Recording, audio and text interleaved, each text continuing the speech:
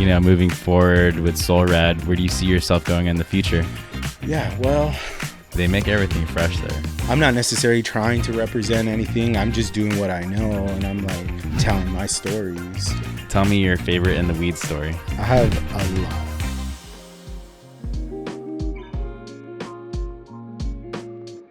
What's up, guys? Welcome to the Linecheck podcast. It's me, your host, Brennan, and today I'm in the studio with Teo of Solrad.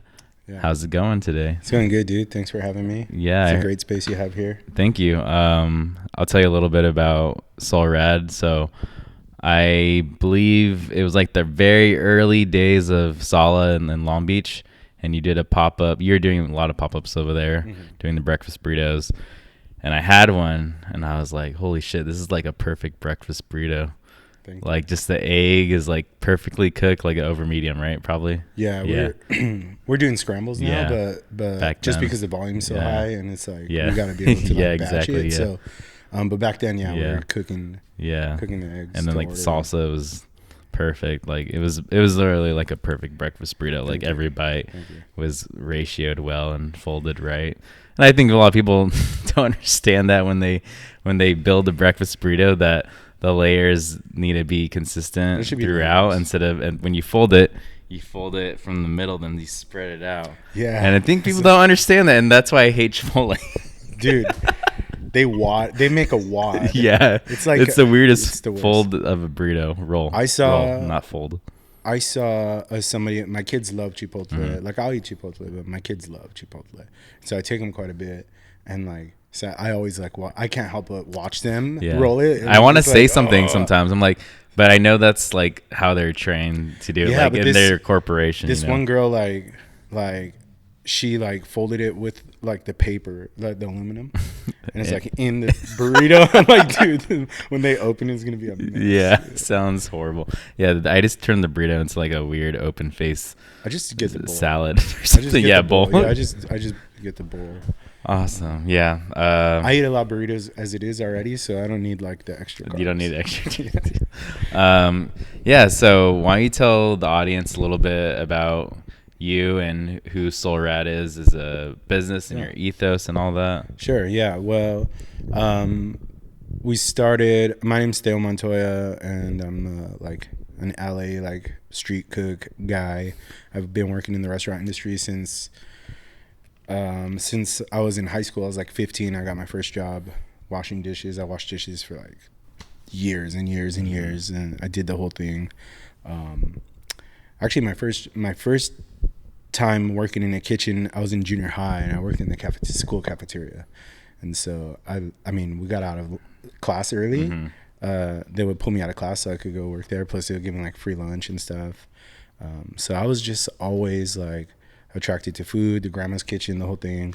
I was around it, like I said, in junior high and high school. I kind of worked in the cafeterias, and then as an adult, I just like gravitated to kitchens and like cooks, and like I saw a lot of potential for like storytelling, I think, and so that kind of brought me to, once I kind of made my rounds through the industry, worked in a lot of kitchens, I worked in a lot of front of house jobs too. Kind of brought me to like, well, I want to story tell. That's the whole point of why I do this. And so it's a great way to story tell. So I started doing like my own pop-up, and back in like 2015 was like my very first pop-up. We did it in my mom's backyard, and it was like a 5-course dinner, and I sold tickets, and it was crazy. And I didn't know what I was doing. And I was like, before that night, I was like way more confident in my skill set to like do this. I mean, we got through it. It was sick, but everything worked out. But after, I was like, okay, I need to go back to the drawing board because I'm clearly not ready for this. But I just kept at it, and so, we just been in pop-ups for a very long time, serving like the cuisine that I grew up cooking and eating, which is Mexican American food. Like, I'm Chicano. I'm born and raised in Los Angeles. My dad's from Ensenada. My grandfather was like a big part of like the Chicano movement, and so he was like really deep into it. He's an artist. He went to UCLA. In fact, he went to UCLA with the first class of affirmative action. So he was like around during like the walkouts and all the protests and like the marches and the Chicano moratorium and all those kinds of things. He was like really into that. The UFW. So all of those kind of things, like memories and things that took place in my childhood, being centered around like all the storytelling centered around the kitchen, tamales, pozole, all those things in my grandma's kitchen, kind of just like really deeply imprinted in me. And when I got the opportunity to start telling my own stories, that's what I did. Start cooking and start cooking those kind of things, and so I could share a little bit of like my childhood or the things that made me happy or brought me like joy. I could share that with people. So that's kind of like what we're all about. Yeah, that's awesome. What are some of the dishes that are like highly regarded as being very special to you that you've made in the past? For sure, pozole. So like when we started doing pop-ups, we did a build your own pozole bar. I love that. It was sick. It was we were at Smorgasburg actually. So we were part of the very first like round of vendors there. I was there for like a year, and back then we were called Calo Provisions. Calo is like, it's like the Chicano dialect, so it's like our street slang. So instead of saying like, oh, that's my favorite song, you're like, oh, that's my rola. Or like, you call your lowrider like a ranfla. It's like that Chicano kind of like street slang. So we call ourselves Calo Provisions. And we did a build your own pozole bar. So I did like, basically I would cook down the hominy in like this this white broth, and then we had all these different toppings. The meat was separate, toppings were separate. We had some salsas. You can make it red, you can make it green, you can leave it white. We did a vegan one, which was, we did like a shiitake dashi, with like, I put coconut fat in it too, or like coconut oil to like emulate the fat of like pork. It was really, really savory and delicious. And then our regular broth was like, it was kind of modeled off of like a dashi, but I was using like Latin ingredients. So instead of using like the bonito shavings, I was using chicharron, or instead of using like kombu, I was using banana leaves. So stuff like that to just kind of get creative and tell our story, but to elevate it a little bit and show like, hey, like this is Mexican American food, which can sometimes be like disregarded or thought of as like a cheap thing, or like that only exists like in the grandma's kitchen. It's like, no, we can apply like creativity to this and elevate it without having to be like over people's heads either. Just make it fun and approachable. So that's like pozole for sure was like a big deal for us. Tamales for sure. We sell tamales most years during the holidays. And then like the breakfast burrito is like kind of our claim to fame right now. We do a barbacoa one where we use the beef cheeks for it. And that one is like the one. Yeah, for sure. Yeah, I've had that one too. It's very good. What are the origins of burrito? Where did it originate from? Do you know? Well, I mean, it's like up for debate, I guess. Like you have like San Francisco people, like, I don't think it, like the burrito comes from San Francisco, but like they definitely did it their way. San Diego, great burritos, they do it their way. LA, great burritos, we do it our way. But I mean, the burrito is just like, you have tortillas and you put something in there and roll it up real quick. Like it came from,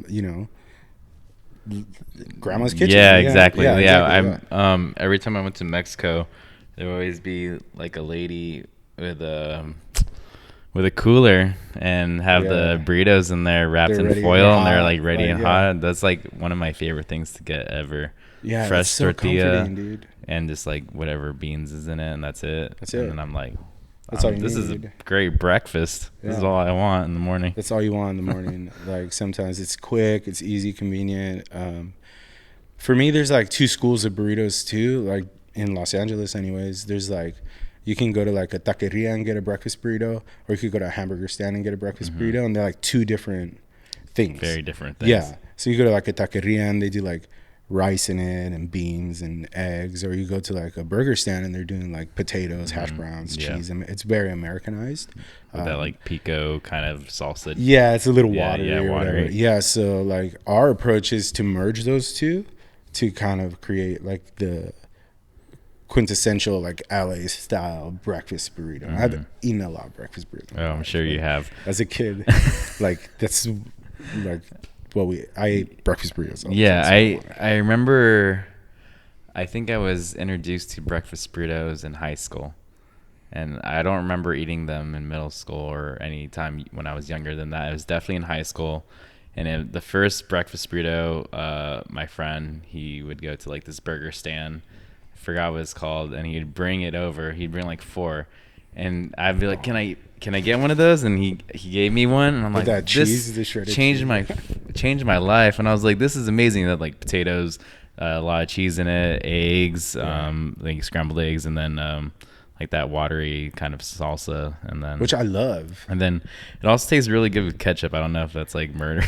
No, well, like the burger stand, burger stand, because it's like you could put ketchup. It's just basically like sausage, bacon, eggs, and cheese. Yeah, exactly. It's a bacon, egg, and cheese. Yeah, it's really a bacon, egg, and cheese. Yeah, or a sausage, egg, and cheese, whatever. And it feels weird with salsa sometimes. I think that's why. But I kind of like mixing them together. Dude,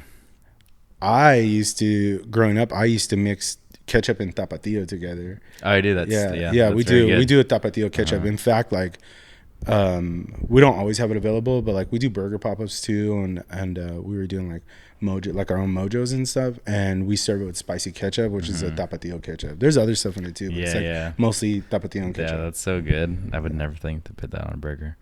And then the other breakfast burrito spot that made me fall in love with the breakfast burrito is Nick's Deli in Los Alamitos and in Seal Beach, and that burrito is so good. There was a place by my high school called Via's Tacos, and it's like where everybody hung out, and like if you didn't have money, they would still give you food. Like it's like that place, right? And we would hang out there at night, and I was like, people are getting tacos or nacho fries or whatever, and I was like, I'll get a breakfast burrito at like 10 o'clock at night. That's my shit.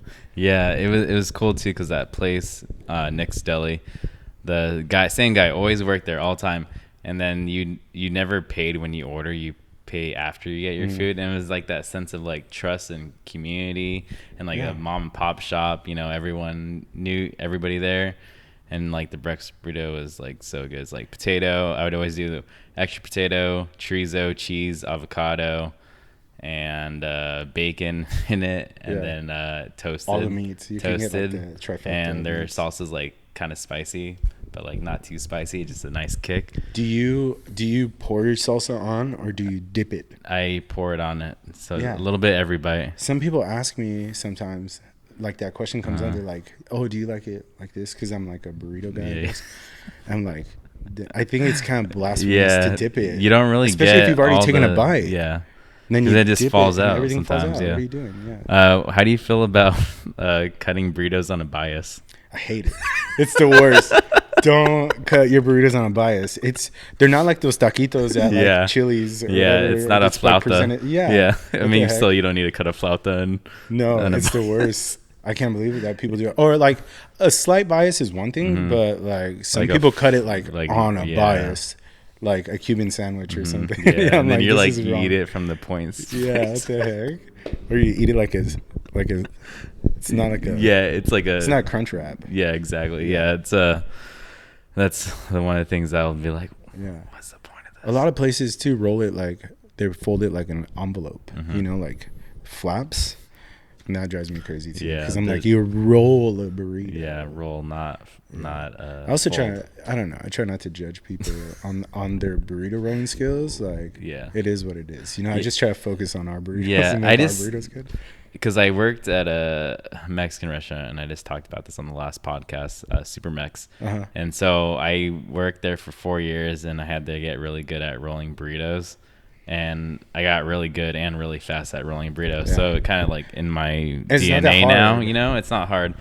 And the whole point of like rolling a burrito the right way is so that stuff, it doesn't fall out from the bottom, keeps everything nice and tight. You have structure to it. You can eat it while you're walking or driving. Yeah, exactly. Yeah. So there's a lot that goes into, folding a burrito. Or rolling it. Yeah. I worked at Del Taco when I was. Hell yeah. When I was 18. I love Del Taco. I worked there in the like midnight shift, like graveyard. Dang. And I rolled a lot of burritos there. In fact, that's where I perfected rolling the burrito. Oh yeah. Was there. Like I could do it, but I had to like really try before, but then there I had to get good too. Yeah, I love Del Taco. They make everything fresh there. The beans. They're making the beans in house. In-house. Tell the audience Yeah. what Del Taco does. Del Taco makes their beans in-house. I gotta give them props for that. I mean, it is All what the it is. produce. It is Yeah. what it is. Del Taco is what it is. Yeah. You know, if you're there, then why are you even asking that question? You already drove into the parking lot. You're there for a Some reason. people don't believe me though. No, it's fresh. Really tried to The chicken too. tell we're like everybody cooking the chicken, that like we were cooking the it's chicken fresh. on the plancha. It's and fresh. they don't actually. believe me. Yeah. I've been to the Del Taco, I think like 4 years ago by the Santa Monica Farmers Market. And this is the first Del Taco where I saw they had a reach-in window fridge. Yeah. And they had all the produce with all the dates on it. So we can all see that they It's fresh. chopped that shit today, dude. Yeah. It's true. It's true. Yeah. I mean, like they have frozen stuff too, like French fries like and stuff. every But place, the meat they're making like every couple of hours. They switch it out and so like that. So yeah, I mean, I'm kind of like, I can't eat that anymore. You know, like I'm 36 now. So I can't eat that anymore. But I still that's love that it. late Still, night thing like sometimes. for me, it's depending like on what the for me night it's is. like worst case scenario kind of like, oh shit, I'm in a pinch. But I also am like smart. I think because I'm a cook, I'm smart about the way I order it. So I'll order things like, oh, can I just like something, I'll go places like, can I just get chicken? And like I'll just eat chicken. Something like that, or the beans. Like, can I get a side of beans and a side of chicken? And it's like not that bad of a meal in a pinch. But yeah, I can't. If I get like with the cheese and stuff, it's also my stomach. So. Yeah, my friend, he's like 35, and I'm about to be 33. But you know, when we were younger cooks, we'd always get fast food after a shift, you know, and you go ham on orders most of the time. Like you cook so good for like people 12, all night. Yeah, and I then get you like cook 12 tacos or whatever and eat all of it. And now we have this rule. It's like if we're craving fast food after work, the 2-item rule. You can only get 2 items. That's it.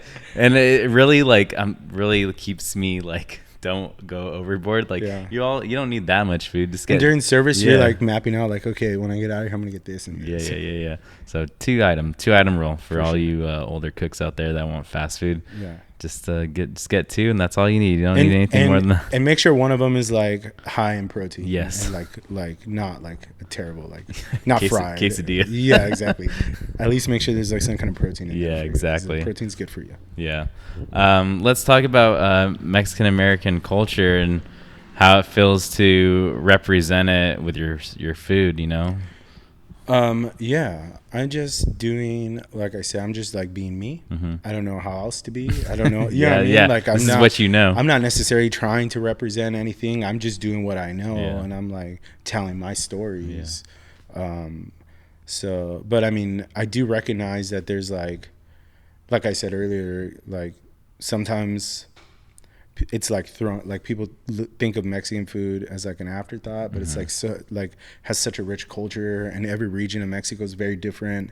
And in fact, when we were at Smorgasburg, I remember somebody asking me what region of Mexico my cooking's from, and I was like, I never been asked that, and I was like, Los Angeles. My cuisine is like LA. So just to have that like opportunity to serve people that kind of food is like really excellent to me. I'm proud of it for sure. But awesome. So I got distracted. Yeah, me too. Let's talk about, you know, moving forward with Solrad. Where do you see yourself going in the future? Yeah, well, for a long time it was like, for me it was like about doing like a restaurant. Like I wanted to have a restaurant, a place to like welcome people. We opened in a food hall for a while. We had a window at a Boulevard Market, which is a great place in Montebello. But being there, I kind of started like learning like the business part of it way more, and it was like, man, I don't know if I can tell these stories necessarily in this like avenue. For me, it's more about that. Like I keep going back to like storytelling and just creating things. And so I'm not sure. For a long time, I wanted to be, like I said, in a restaurant. And like after the pandemic and like the cost and like all these things that are changing, labor, it's just like labor's so tough to like find.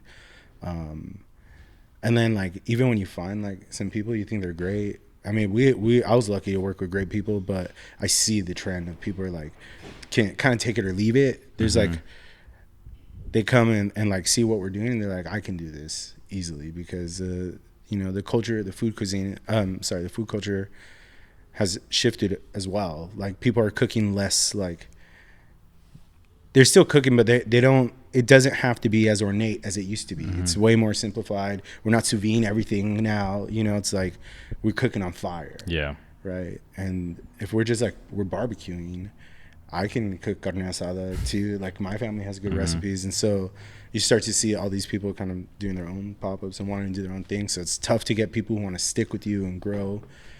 So all those things being said, I'm like, I don't know. I think I like being nomadic. I like being able to travel to different places and see different people, and like be in Long Beach today or Whittier, where we're from, tomorrow, and serve those different demographics. I do like our breakfast burrito is definitely like our thing. So I really want to expand that and like take it to different neighborhoods, places I haven't been able to serve yet, all over LA, and maybe outside of LA.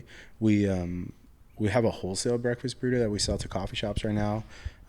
We're in 6 stores, and so that's doing really well too. And I love the idea of growing that part of our business, where it's like a consistent thing, and we could kind of be, like I said, all over Southern California, maybe further, maybe put us in grocery stores. I don't know. I'm not going to I don't want to go too far ahead. I want to just make sure that I'm focused on getting it right now. And then those avenues will open up as they do. So I definitely want to grow that part of it. And I love being able to travel and cook and do things. Like, I like cooking in parking lots. Like, I love it. Yeah, it's fun. How would you say that the pop-up culture has changed since you started, like 2015? That's a long time ago. You know, we're almost at 10 years. Yeah. And I'm sure you've seen the kitchen culture change in that, you know, time, and seeing now with all the pop-ups being like a thing right now. Yeah. Well, I worked in food trucks at first. Like, when I really started cooking, like, professionally, I was working in food trucks, and there was like the food truck boom. Yeah. You know what I mean? So it's in like a lot of like cooks were able to like start leaving the kitchen and get a set of wheels and go move around and kind of do those things. And then that got super saturated with like kind of lame brands, you know, like people who are just like trying to make money and not really trying to present like a good product or like curate, you know, their menus. So it got super saturated with stuff like that. It was like just like grilled cheese on every other, like, you know, I mean, it's fine. Like, I've had good grilled cheese sandwiches off of food trucks, but like when there's like every other truck is just doing grilled cheese, or every other truck is doing like pickled onions on their taco. It's like pork belly taco, like great, you know, like it's delicious. But okay, like everybody's doing it now. So I kind of see that kind of happen, fell off. People started doing stuff in the streets, and also that first generation of trucks, the chefs like hit their goal, like they made money, they got into brick and mortar, they kind of grew. They were doing like the gastropub kind of thing back then. You know, that was the thing back then. And so now, like, I kind of see that it evolved. Like, the pandemic came, people started making like the chili crunch, chili crisp, whatever they call it. He can't say that, dude. I'm just kidding. Shoot. I'm gonna get it. I better like watch my back on the way out. They'll be waiting David for Chang's me. After you, dude. Yeah, there'll be like a black car just pull up. Like, There's definitely a lot of people are doing, and it's funny to see trends. You know, as we've been working in the industry for such a long time, to now be witness to it all. And it's like on this side of it. It's like it's a cool like hindsight of all of it. You know what I mean? Like, well, it is a story and it's a journey, and we're all on like our own path. You know what I mean? And we get to like cross paths and learn from each other and inspire each other. So that's dope. It's a very good. LA has a great community of cooks. You know, it's pretty tight knit. It's like a small world. It's like such a huge industry, but it's so small and tight. Which I love. Yeah, that's everybody awesome. kind of knows everybody, and like if you come to eat, like I want to take care of you. I've been to a restaurant and like you took care of us, and that's cool. And pop-ups are the same. So it's a really tight-knit community. I like watching young cooks grow and come up with things, and it keeps me sharp too. As I'm getting older as a cook, I'm like, damn, am I even like, is my food, like, why am I doing this? Like, is this relevant? Like, am I just another smash burger? Like, so it pushes me to be like keep my game up too. Yeah. But also like find other avenues. Like I was talking about the burritos that we do for coffee shops. Stretch myself and see what I can do outside of just like pop-ups to like sustain my family and stuff like that. So. Yeah, just being smart and just adjusting, and and I think we're like smart enough to just kind of just go with as we see things or how we feel things are natural to ourselves. We've been like you said, you're gonna be 33. I'm 36. I know you've been cooking for many years. I started, like I said, in when I was a 15, teenager. yeah. So like we just been around. We have like a level of expertise that allows us to like we can fall back on that. Like we don't. The way I see it for myself is like I can just do things. I don't have to like work as hard at it anymore. Now it's just part of my lifestyle. You just do it. Yeah. He's like, oh, this sounds good. I just like this component, that component put together. I mean, like I said, I'm inspired by so and so. I see, oh, they're running this special. Oh shit, that reminds me of this, and I just put A and B together and kind of tell a story that way. And I also approach like our pop-ups or like our menus. I try to curate it like. We do a lot of different things. So the breakfast burrito is like our main thing. We've ran like a Cuban sandwich pop-up before. I do like I said, my dad's from Ensenada, so I have like this concept that I want to do. I already know. I'm excited. It's gonna be sick. It's sick. Fish tacos. Hell I'm yeah, gonna just say it's fish tacos. What's that spot in? Is it Phoenix? The fish taco spot in Ensenada. I don't know. It has like a well. I just go to the looking. They all. Yeah. Every other one's like that. I go to this one. There's a flea market. I don't make it to Ensenada. It's close to as much as I want to. Yeah. I was there in October for my wedding anniversary with my wife. We stayed in Valle, and we go to this flea market in this area called Los Globos, and there's like a little fish taco stand right there. That one's fire, and I really love the way they do it. Like here, if you go to get fish tacos somewhere, they give it to you like with everything on it.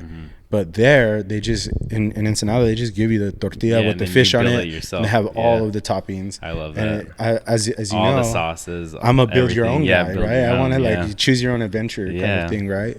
I think it's brilliant, and it's. I mean, I get to make it my way, and so I'm definitely gonna like it. So yeah, I like that style of service. So I want to do some stuff like that. That's the one I go to. But pretty much like everything, it's hard to like not get a good fish taco in Ensenada. Right? Yeah, it's very hard. But it is hard to get it outside of Ensenada. Yeah, it's very That's hard. That's how I feel. I don't eat fish tacos here. I only get it when I go to Mexico. Yeah. There's this spot I would go to all the time. It's like a little bit past Rosarito, and they don't have like a sign like what their restaurant is called. Is there some Marisco spot? And I'd go to. I just remember how to get there, but I don't know the name of it. Those are the best spots. And I'd go there every time, and I hadn't been in probably like 2 years or something.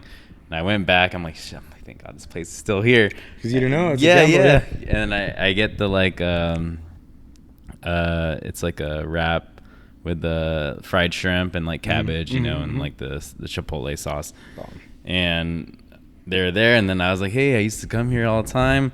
And then I was like, I remember you, but I don't know if you really remember. He's just saying that to make me happy. Oh, yeah. But he was like, the hospitality was so good. He's so cool. The hospitality is so good. And, like, he was just so happy because, like, there's no, like, foot traffic in that area where that restaurant was. But it's just, like, just to, like, know that place is there. And I've told him I just go here all the time. It's my favorite spot. That's it, And dude. he's, like, so happy. And, like, it's fucking. And how many, like, cooks... Like that's their dream is like I just want like a little stand where I could just like I always talked about that. I want to I would open a restaurant like Ensenada and just like surf and that's it. Just make like ceviche and stuff. Yeah. Sounds fire. Yeah, and like sounds like we sold out. Yeah, like, exactly. Sorry, fucking closed. Yeah, and like hit the beach. Yeah, I love it. I love it. It's like my closest. I feel like Ensenada is my closest connection to Mexico. So I like. Really get fired up for that. Good, like it reminds me of. I remember what you're saying about Nick's, the way that like you pay after. I remember I have this memory of when I was a kid. We went to Ensenada. I was with my dad and like my family, and we stopped and we're eating like tacos on the sidewalk. And my dad ordered for all of us like, let me get 10. And then the guy's like, yeah, 10, okay. And my dad's like, how much? And the guy's like, no, just eat. And then like we finished the 10 minutes. I was like, let me get like 8 more. And then like, let me get like 4 more. Yeah. And then let me get 2 more. And I'm like, damn, that's brilliant. This guy's like, no, you eat. Because you're gonna order more. Yeah. And that's how it is there. You know, it's very hospitable. Yeah. You know? Before we wrap up this episode, I have a question for you. Tell me your favorite in the weed story. Okay, I've been thinking about this one. I have a lot. Oh, I'm sure. Like I said, I do pop-ups, so we're like loading, unloading, like just forget shit. It's crazy, but I used to do pop-up for Chinatown After Dark. And I remember that. We would pop up in front of like where La Cita is now. It was Unit 120 at the time. And I had to pick up like some shit from Whole Foods before service. Where was there Whole Foods around there? So I would no. I would go like 7th and Grand, like that Whole Foods over there. I would go there and then like cut back up in like Broadway or whatever, at like 30 minutes before service. So I was already in the weeds. You know what I mean? I was already in the weeds. Yeah. But one time I pulled into the parking structure there and my car like overheated and blew up. And like I couldn't drive my car. And I had service and half of my shit, like all my shit was in the back. I had like food. I had like tables and all this shit. And like we're like surviving off of this shit too. It's not like I wasn't doing it for fun. Like I do it for fun and because I'm passionate about it. But like this is how I support my family too. So like we need to fucking do service tonight. And luckily one of my homies, his name's Peter. Shout out to Peter. He used to cook with me at this restaurant I was at in Pasadena. He was coming to eat. And so I called him. I was like, yo, Peter, my car fucking broke down. He came in, picked up all my shit while I was like getting a tow truck, took all my shit to Far East Plaza and set it up, and then came back and picked me up and took me back so I could run service. I'm already in the shit. Like, my wife she works with me. She's my business partner. So back then she was like taking orders, but she also doesn't like dealing with front of house stuff. So she's like, yo, teach me how to cook because I don't want to take orders anymore. You take orders. Yeah. So now she cooks, but back then she was taking orders. So there was like we hyped it up. It was like getting a lot of traction back then. So there was a lot of fucking people. And it was just a kind of a nightmare. But we got there, we started setting up. My guy had to leave. But luckily, my homie Darwin, I don't know if you know Darwin Manahan, he used to do the bar at 71 Above. He has a company called Punch Co. Okay. So Darwin, he's also the godfather of my youngest son. Darwin was there doing a tasting with Chef Varden. You know Varden? No. Varden is the chef that opened at 71 Above, like back in the day when they used to be at this restaurant on Sunset Cliff's Edge. Anyways. So Darwin was there doing a cocktail tasting in Unit 120, and then he like came out and started taking orders. Dang. So, just one of those ones. Just one of those ones. It was crazy. But it's fun that you have like people just jump in, you know. Yeah, and help out. Like I was saying, like the industry is so small. Like and we all like support each other. But I mean, that's probably like the gnarliest one because I also had to deal with like getting my car fixed. So it's like that, and then deal with that after. Yeah, and like, but other than that, I mean, like. Come on, in the weeds, dude. Like, like every other service can be like that sometimes, which is like good and bad because you grow, but it's exhausting. Yeah, the ones where they're kind of out of your control are the like worst ones. Yeah, 100%. Those are like, it's like not being in the weeds, but you feel like you were just sabotaged by like life itself. Dude. Yeah, 100%. Well, that's like my car. Yeah, exactly. Once you get there, like I can get into service and I'll just like put my head down and like. Focus, and I kind of forget about. You could leave your problems out there, but then like you sit there I still after. had to like I still had to like get my car towed.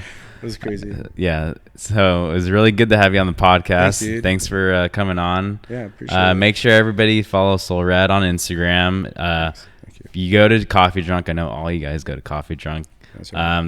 There's a location right across from Gusto Bread that I know all y'all go to. Shout out to they Gusto. have his breakfast burritos in there. At all the locations, Atlantic, Wardlow, and 4th Street. 4th Street Retro. So, check them out. Appreciate it. Follow them, and we'll see you guys next time. Bye. Thanks. Peace.